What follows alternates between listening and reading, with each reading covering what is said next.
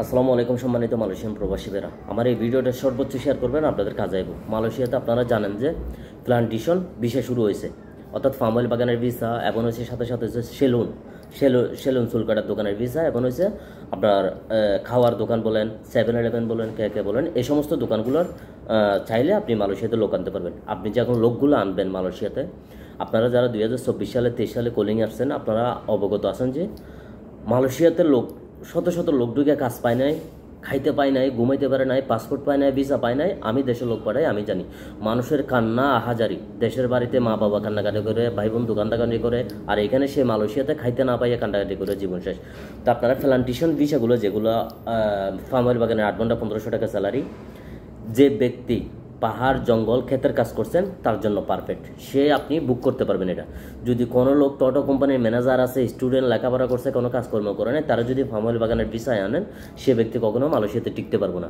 এবং যে সমস্ত এজেন্ট দালালেরা আপনারা আছেন, আপনারা কিছু টাকা ইনকামের জন্য একটা বাংলাদেশি প্রবাসী ভাইদের জীবন নষ্ট করেন না। আর প্রবাসী ভাই যারাই আছেন মালয়েশিয়াতে, আপনি আপনার এলাকা প্রতিবেশী যাদেরকে আপনি ভিসাগুলো বিক্রি করবেন, দেখে শুনে সতর্কভাবে বিক্রি করবেন। হয়তো আপনি একটা ভিসা 50,000 টাকা লাভ করবেন বা 20,000 টাকা লাভ করবেন, আপনি 50,000 20,000-এর লাভের জন্য এর জীবনের লাইফটা ধ্বংস করে দিন না। একটা মালয়েশিয়াতে ভিসা নিয়ে আসতে গেলেও অনেক টাকার প্রয়োজন আছে।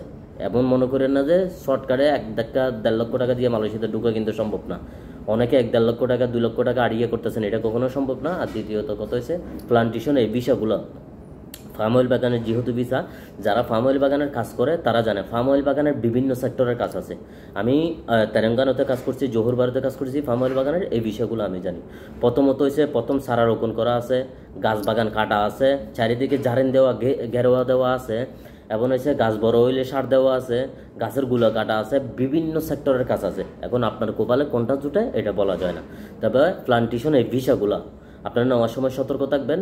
আর যারা ভাই বন্ধু আনেন, যে কোনো প্রতিবেশী যদি আপনি আনেন, আপনার বাইরেও যদি আনেন, আপনি আনার সময় সতর্ক থাকবেন।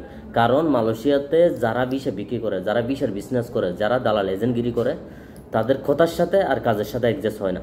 এটা শত শত প্রমাণ মালয়েশিয়াতে। তো আমি আপনাদেরকে বিনীতভাবে অনুরোধ করব, যারা মালয়েশিয়াতে এজেন্টগিরি করেন, দালালগিরি করেন, এজেন্ট বলতে কোম্পানির লোক আনে, দালাল বলতে মনে হয় যে আমি একটা কোম্পানি থেকে ভিসা কিনে নিয়ে বাইরে বেচতেছি, আমি দালালি করলাম।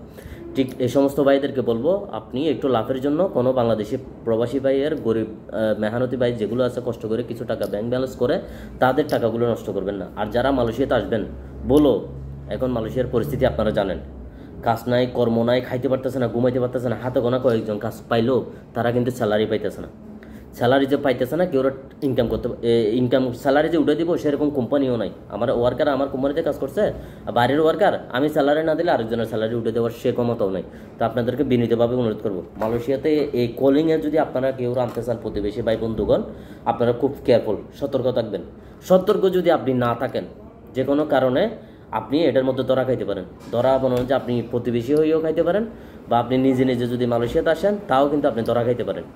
আমি মনে হয় যে আমি ভালো খারাপ মনে করি, আমি আমার প্রতিবেশী একজন লোক আনলাম, ধরেন লোক আইনা আমার কথা কাজের সাথে আর যে এজেন্টেতে বিষয় নিয়েছি তার সাথে মিল না থাকার কারণে ধরা খাবে ওকে। আমি আমার প্রতিবেশী কিন্তু আমারই চিনবো, ওই এজেন্সিরে কিন্তু চিনবো না। তো এই জন্য বলবো, যারা বিষয়গুলো বিক্রি করবেন আর যারা আসবেন, আমার মনে হয় যে বলো মালয়েশিয়াতে বর্তমান আইসেন না।